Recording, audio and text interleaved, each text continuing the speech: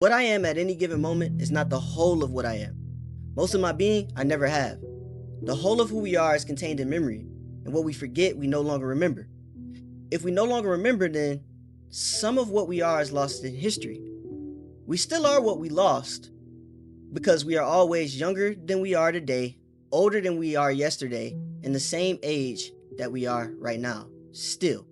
Yet we never have the whole of who we are at once.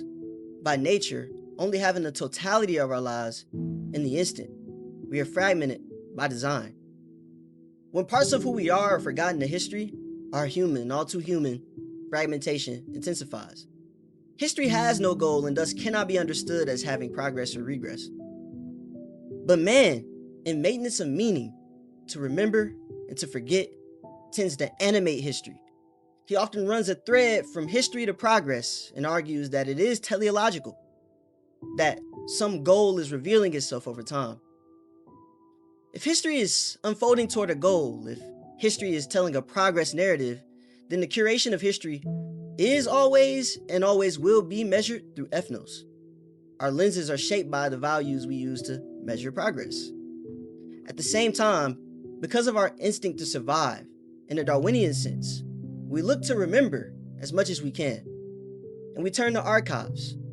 So, an archive is a medium that helps us remember who we are, a collection of fragments that tries to reveal the whole of who we are.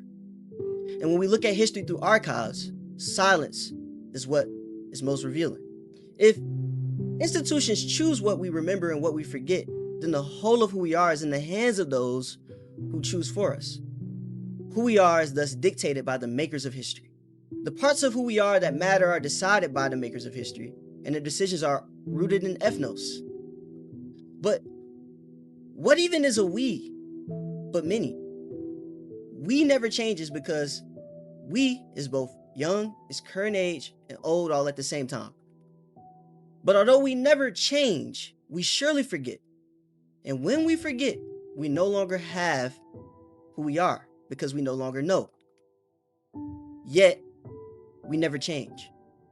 We only become disintegrated from ourselves.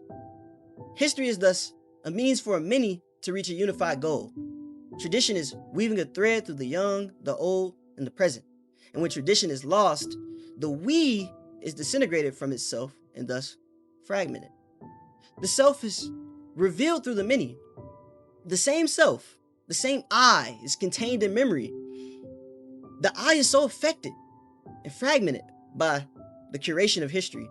So what do we make when a curator decides that your share in history doesn't matter, erases it, or leaves it out because of ethnos, and then tells you you have no share?